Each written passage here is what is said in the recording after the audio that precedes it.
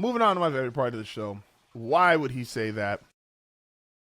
So it's the NFL offseason, and there's a lot of guys, excuse me, who are going to make their predictions on potential trades, trying to get way too early projections. We did our way too early power rankings last week. You can go check that out. And one of the teams that I'm really high on this year, I was high on them this last year. I'm even more high on them this year because I think they're going to be even better. I think they're going to fix the few things that they need to do. And that's the Chicago Bears. And again, I watch a lot of media. I pay attention to a lot of Twitter accounts that I really shouldn't be.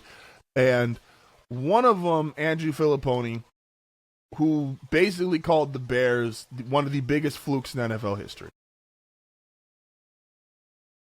And the reasoning was, and I want to kind of attack this reasoning altogether. I just heard him, so you get to be the face of today's segment.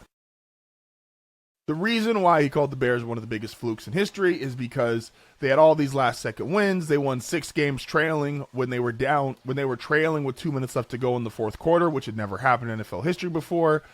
He brought up Caleb's completion percentage, and he's like, they make these special plays and special throws, but you don't see consistency. And he said, which this part I think is valid, by the way, they led the league in takeaways, and they had the highest turnover differential, so they weren't turning the ball over, and they turned other people and other teams over more than anybody else in the league. And turnovers usually are a year-by-year stat. Some years you're really, really high, and some years are really, really low. You don't generally have anomalies like the Jets this next year will have more turnovers than this last year. They had 0 interceptions this year. They will not go 2 years in a row with no interceptions. And if they do, fire Aaron Glenn and never give him a coaching opportunity again. So turnovers, I agree with, will be a little different. They will probably turn other teams over less, and they will probably turn the ball over a little bit more. That being said, I firmly believe in what I'm about to say and the principle of this. Some guys, and in the NFL, this primarily revolves around the quarterback, but we'll even kick it up to some teams. You build a confidence in winning no matter how you do it if it is sustained. Meaning if you have one big come-from-behind win and then you lose the remainder of your games, you did not learn how to win. You did not build confidence in winning. That would be, for example, Jackson Dart of the New York Giants.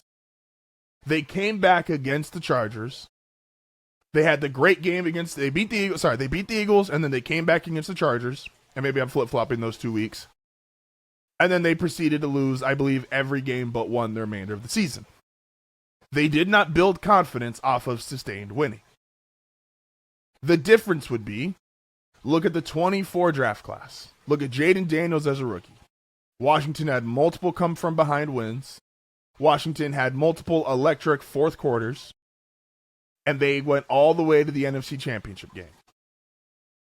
The Washington Commanders learned how to win with Jaden Daniels. Oh, well, see, now you're proving his point, though, because we saw how the Commanders, they went back and they came all the way from one of the last 4 teams standing to out of the playoffs top 10 draft pick. They lost their quarterback. When you lose your quarterback, you lose that confidence because he has such a disproportionate impact on the game. Jaden Daniels isn't there. Sorry, they do not feel the same way about their backup as they do about Jaden Daniels. It's just not going to happen. Both the Bears and Broncos, 2 more quarterbacks from that 24 draft class. If they had only had one comeback win, let's say the Broncos' only comeback win was against the Giants, and then they go on a losing streak. The Broncos locker room and their players would not feel the same way about Bo Nix as they did when they went on the prolonged winning streak, ugly or not. They gained confidence through sustained winning. That is an actual skill. It is a trait. And we can take it up even one more level. The Bears winning these games like they did against the Bengals, like they won, again, 6 games trailing 2 minutes left. Never done that in history. That gives you so much confidence that, hey, if we just keep it close, we got a chance. I watched some great Bronco defenses post the Super Bowl that could keep that team in games. And Trevor Siemian didn't instill the confidence that, oh, we always got a chance as long as we got Trevor. The Brock Osweiler, Paxton Lynch, Case Keenum, Joe Flacco, go down the list. None of those guys, even though they had good defenses, did not instill the confidence that, oh, we're going to be in this game, we have a chance to win. That is an actual skill trait, especially for alpha males, big-time athletes. Take it up one more level, and this is where I think it's going to be huge for both Caleb and Bo. Both won a playoff game, and how'd they do it? And Jaden Daniels also works for this. Again, Jaden just needs to get back healthy. Jaden beats, we'll throw Jaden in there.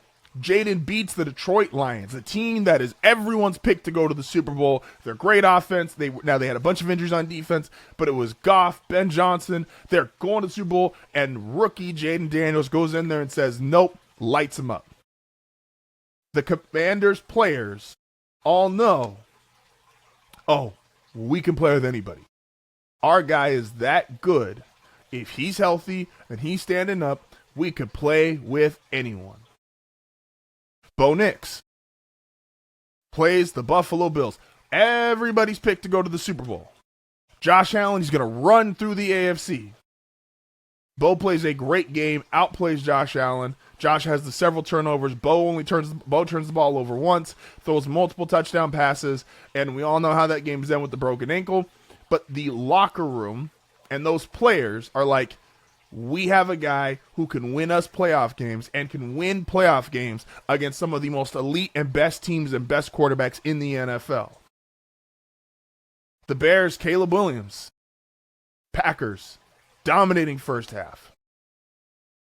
That game could have gotten way out of hand. And the Bears in the back of their mind are like, look, man, this happened all regular season. We could get down. We could not play well. This, that, the third could all happen. They stayed believing because they had proof of concept due to sustained winning. And Caleb Williams leads them on a second half comeback, playoff win. And then they play the Rams, and while it ended not the way they wanted to, that throw in the back of the end zone to get it to overtime, this Bears team is just like, look, man, we got to get a little better on defense, and that was part of Andrew's point, and that's fair. They do need to get better on defense. We talked to Will about that last week. They need another pass rusher. Right now there's rumors of Max Crosby. But to call the Bears or the Broncos or the Commanders the previous year fluky, I just believe is wrong. It was three young quarterbacks who proved to their coach, the other players in that locker room, give me a chance, I can win us the game. And sustained winning is different than one or two games out of the year where you just pull it out. Look at a team. I'll end on this note. Look at the Chiefs, man. For everybody that's going to believe in the Chiefs this year and go, well, they're still only a year moved away from being in the Super Bowl, and yeah, Travis Kelce's older, but you still got Mahomes. Look at how bad that Chiefs team and that offense and those players looked the second Mahomes is gone.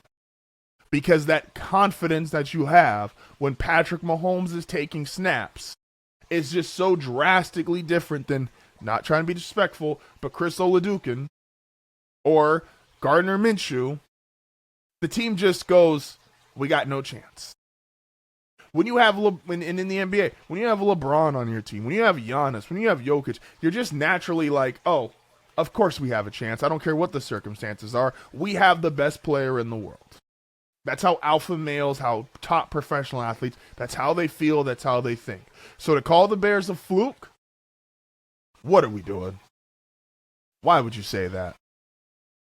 I think the Bears have a really good chance to be one of the three best teams in the NFC this year. I'm very high on Chicago this season. I mean, if you want to be a part of one of the coolest and most unique communities, don't forget to like and subscribe.